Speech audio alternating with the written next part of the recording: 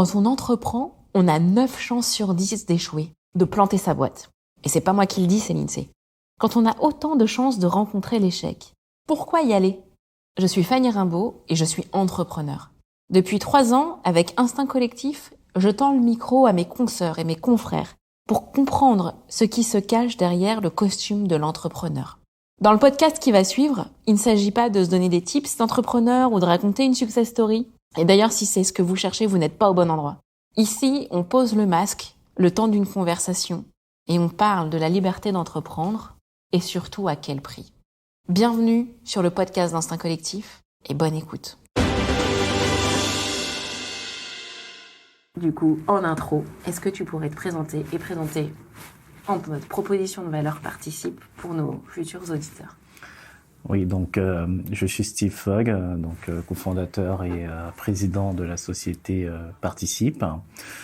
Alors, pour vous donner un rapide background de mon parcours professionnel avant l'aventure entrepreneuriale, donc je suis diplômé de l'école des ponts ParisTech.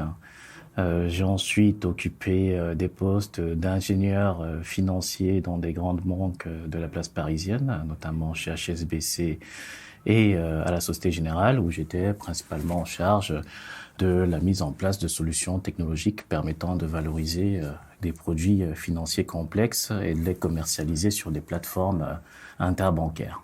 Et donc, à la suite de cette expérience entrepreneuriale qui, pour le coup, a été motivée par de la frustration, principalement. Salariale, tu veux dire ? Exactement. Par cette phobie que j'ai, justement, de pas me sentir libre ou de rester dans un schéma de pensée identique.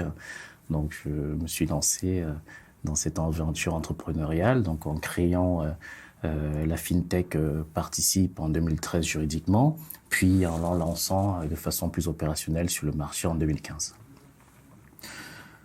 Pour revenir un petit peu sur pourquoi Participe et quel est vraiment le métier de Participe. La vision et que je partage déjà depuis un bon moment, depuis plus d'une dizaine d'années, c'est que nous avons en fait dans les services financiers, dans la façon de consommer des services financiers, une tendance à l'achat de ces services financiers sur des plateformes qui peuvent être des plateformes Internet ou bien des plateformes professionnelles comme c'était le cas dans le monde bancaire dans lequel j'ai travaillé précédemment. Et donc, face à cette tendance à la vente de produits financiers sur des plateformes, l'idée en fait de Participe, c'était tout simplement de permettre à n'importe quel point de contact du client final de devenir une sorte de vitrine d'achat de services financiers complètement dématérialisés. Et donc, pour servir cette vision, on a donc créé la société Participe qui propose aujourd'hui des solutions permettant d'embarquer des parcours de souscription aux produits bancaires, d'assurance et d'investissement dans n'importe quelle interface client, sans développement informatique et en moins d'1 mois. Ok, c'est clair. Je vois bien le pain, en effet, le pain que ça vient réparer. Mm-hmm. Alors, commençons par la liberté. Il me semble que c'est le premier terme que oui. sur lequel tu as rebondi. Exactement. Oh. En quoi Participe est un espace d'expression de la liberté ? Ça fait partie vraiment de nos valeurs au sein de la société. Alors, je préférerais qu'on parle de toi. D'accord. Si tu veux bien. C'est plus dur. C'est plus dur. Comme je le disais en préambule, j'ai très peu l'occasion de parler de moi-même, donc c'est un exercice assez particulier. Pourquoi ce besoin de liberté alors ? Pourquoi ce besoin de liberté ? Parce que foncièrement, je suis une personne qui est dans une quête perpétuelle de l'amélioration. Et donc, je me remets tout le temps en cause.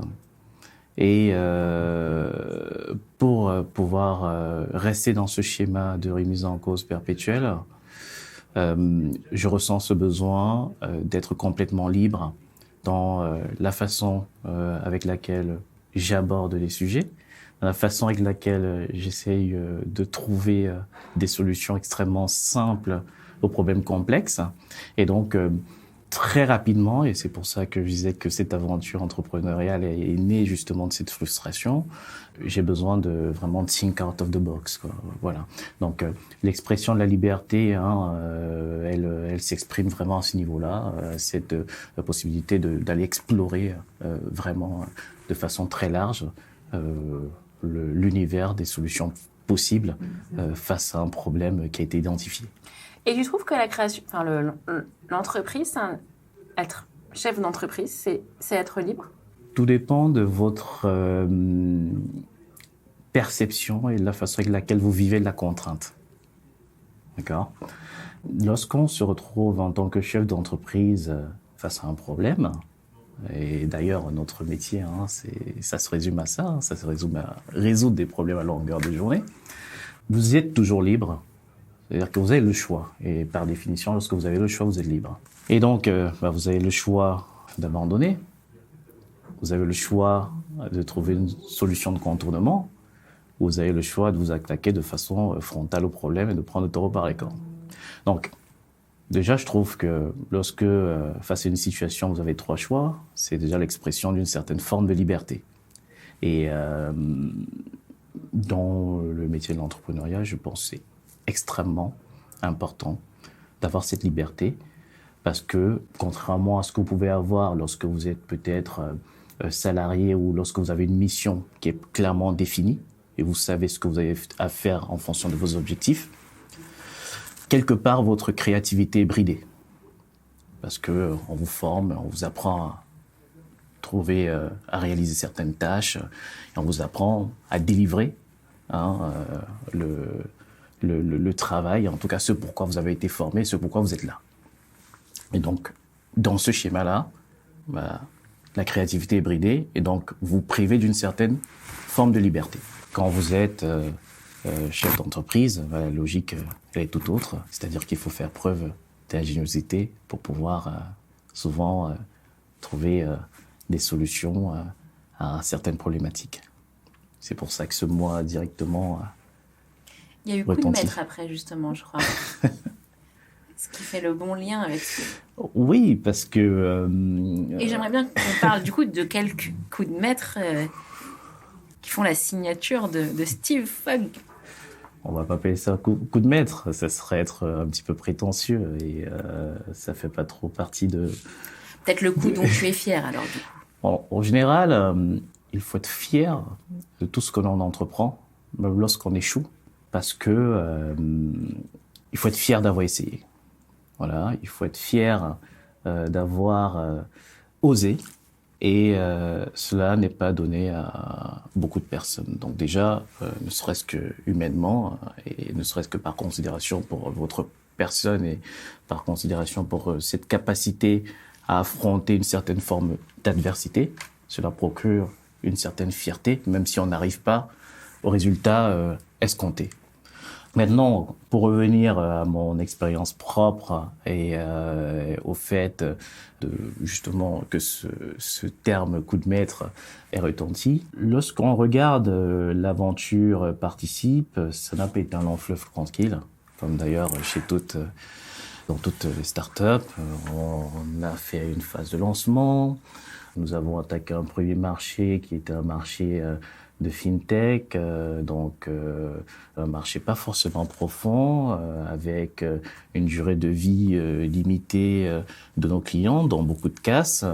Il a fallu pivoter comme le font la plupart des startups.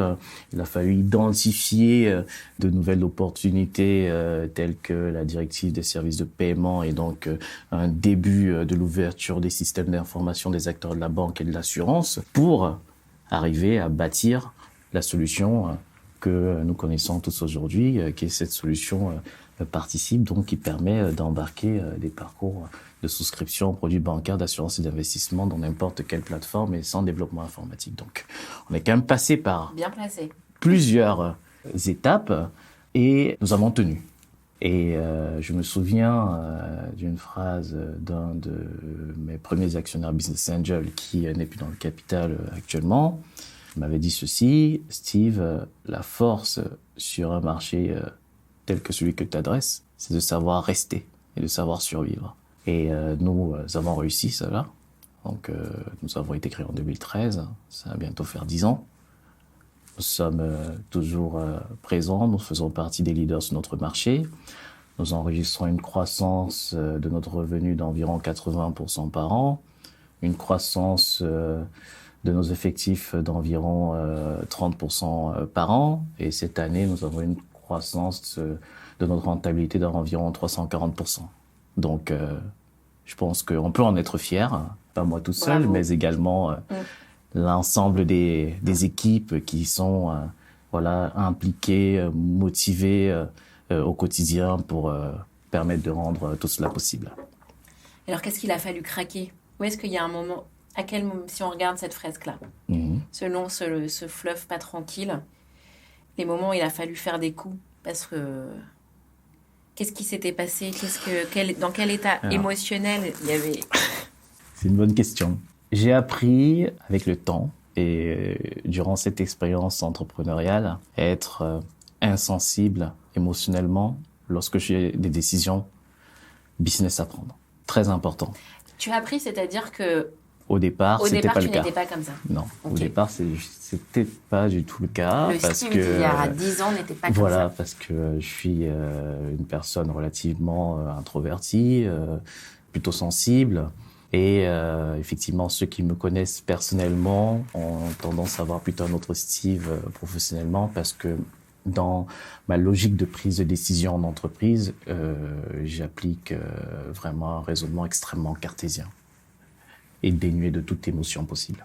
Pour revenir... Non, mais pour revenir, mais surtout pour illustrer, parce que... Alors, pour illustrer, il m'est arrivé de me séparer de collaborateurs, par exemple, que j'aimais très bien, avec qui j'étais très bien attaché, tout simplement parce que j'estimais qu'ils faisaient pas très bien le job. Durant mon expérience entrepreneuriale, j'ai eu à recruter comme directeur commercial un de mes mentors, très proche, qui a contribué énormément à ma formation.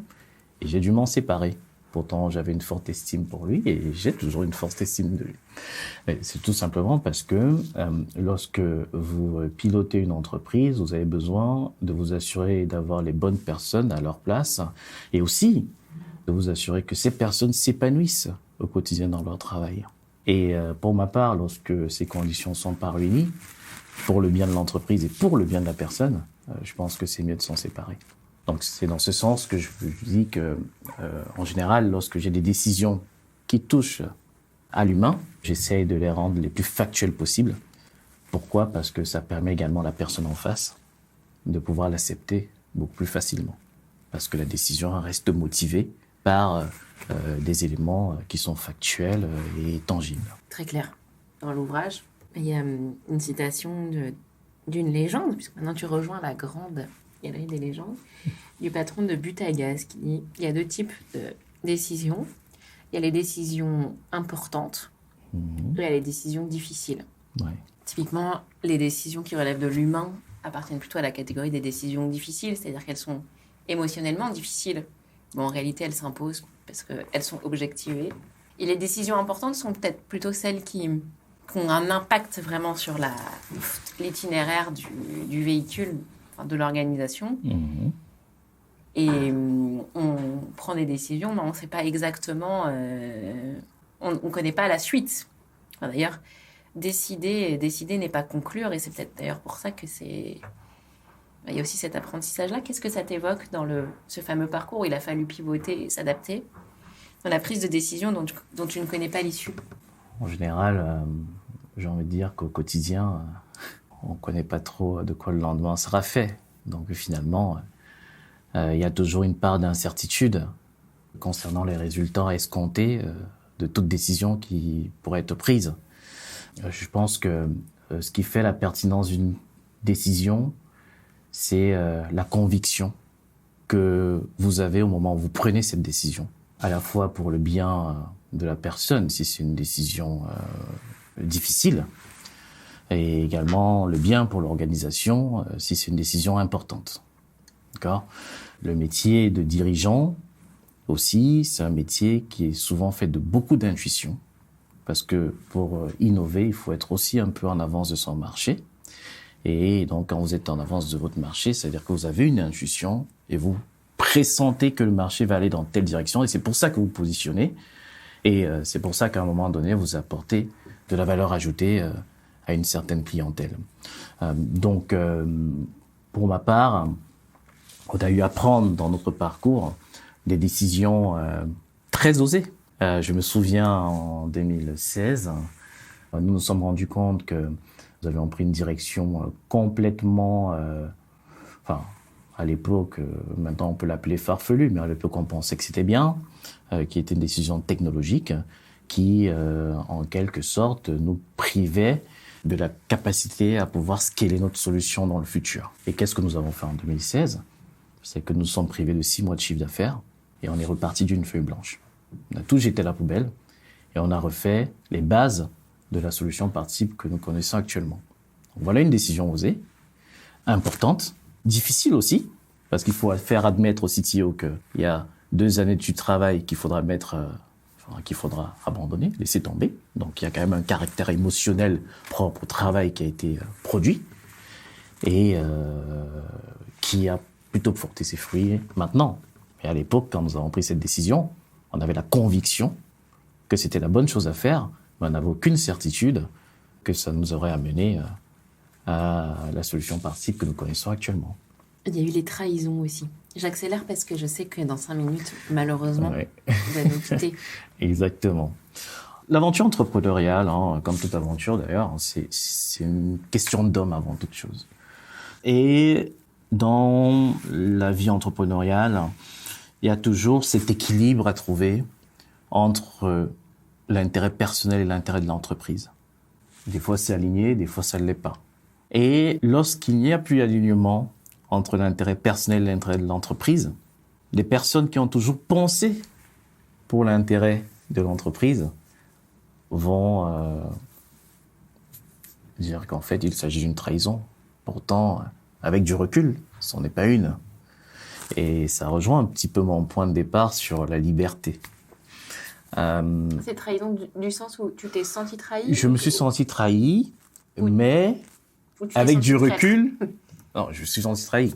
Mais avec du recul, je me suis dit, en fait, en réalité, c'est une décision humaine, personnelle.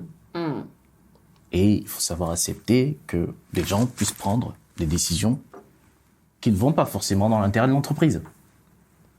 Voilà.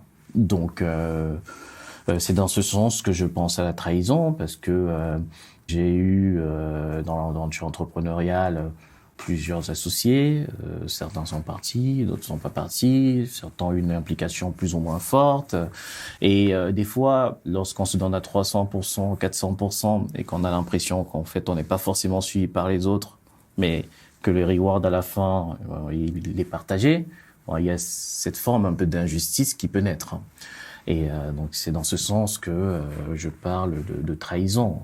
Mais maintenant, avec le recul, je pense qu'il faut savoir accepter les différences, les divergences d'opinion, et on va dire que ça fait partie de l'expérience. On va atterrir gentiment. Et d'ailleurs, je vois ce que je n'avais pas vu, que tu as 2 téléphones. Est-ce qu'il y a une explication à... Alors, il y a un téléphone qui est un téléphone professionnel, et puis un téléphone qui est un téléphone personnel, tout simplement. Donc c'est une explication. Voilà. Il y a des feuilles devant toi et il y a des stylos. Oh oui. Des feutres. Est-ce que tu pourrais dessiner, représenter, schématiser, faire un mot en fonction de ton aisance avec une feuille et un stylo choisi. Représenter donc ce que c'est ton parcours. S'il y a une forme, s'il y a une représentation de ton parcours là depuis 10 ans, qu'est-ce que ce serait ? Ce serait un graphique. Ah. Alors je crois que le noir, tu verras, Emmanuel, ça marche pas. Oui. Alors moi je vais prendre un graphique. Alors, ce qui est important, dans l'aventure entrepreneuriale, c'est d'être toujours en mouvement. C'est très important d'être toujours en mouvement. Même si on a la sensation de ne pas forcément atteindre des objectifs ou de plafonner au niveau des objectifs, c'est bien de rester toujours en mouvement autour de cet objectif pour pouvoir trouver ce qu'on va appeler le point de bascule qui permet effectivement d'aller à l'étape supérieure. Voilà. Et donc, l'aventure entrepreneuriale, c'est très simple. La mienne, elle commence, alors en réalité, elle commence en 2012 parce que j'ai eu l'idée de participer en novembre 2012 avant de la matérialiser par la création juridique de la société. Et donc, à cette étape-là, on peut dire que finalement, c'est un peu le calme plat, quoi, parce qu'on est dans une phase un peu d'émulation intellectuelle. On réfléchit, on mouline les choses, on se demande est-ce que c'est la bonne idée ou pas. Voilà. Donc là, c'est en 2013. Et ensuite, on commence à pitcher un petit peu l'idée, voir ce que ça donne. Des fois, on se dit ah ouais, c'est bien. Des fois, on se dit ah non, peut-être c'est pas si bien que ça. Donc en fonction des avis des gens, ça change et c'est assez marrant parce que je suis un génie, je suis vraiment une grosse merde. Exactement. Et le tout, c'est de garder sa ligne de conduite, hein, d'agir un petit peu comme une éponge, tu vois, d'absorber un petit peu tout ça et d'enrichir sa pensée de la pensée des autres. Voilà. Et donc, à un moment donné, ça a pris et on a eu le label Finance Innovation. C'était en 2014. Et on s'est dit, voilà, on est labellisé Finance Innovation, on passe en pitch autour de 20 personnes. Donc, il commence à avoir une adhésion, surtout des professionnels du métier. Et on s'est dit, là, ça devient intéressant.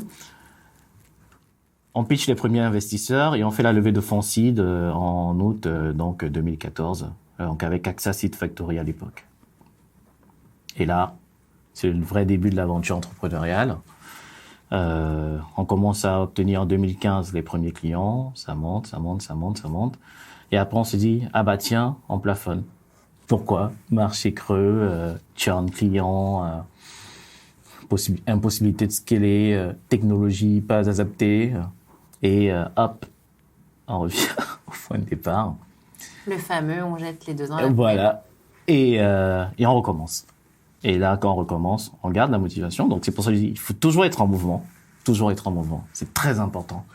Parce que même le fait d'être en mouvement permet d'avoir une approche différente face à l'échec. Parce qu'on est toujours en mouvement. Et donc, une fois qu'on a mis tout ça à la poubelle, donc 2016, on repart sur une phase de R&D. Et donc, ça remonte, on a la vie des pairs, on fait des POC avec les banques et des assurances, donc on sent que ça mord bien. Donc on se dit, en 2018, là on tient quelque chose parce qu'on a déjà onboardé de gros clients bancaires, gros clients assurantiels, mais il manque la petite solution qui va créer l'adhésion massive. Pourquoi? Parce que en 2018, nous avions une vision différente de la commercialisation, c'est-à-dire que nous avons un processus de vente que j'estime rétrospectivement un peu trop technique, parce qu'on vendait beaucoup trop le moyen, la technologie, mais pas le bénéfice, pas le pourquoi. Et donc, en 2018, c'est une rencontre qui a fait le changement ou... C'est un questionnement. Okay. C'est un questionnement, parce que je me suis dit, il y a un truc, on pitch, mais je ressens que c'est difficile, l'adhésion. C'est compliqué pour les gens de comprendre. Donc, il y a quelque chose. Et si vous n'arrivez pas à pitcher votre solution auprès de novices, et que vous avez forcément besoin d'ingénieurs pour comprendre ce que vous faites, c'est qu'il y a un vrai problème dans la façon avec laquelle vous l'exprimez. D'accord?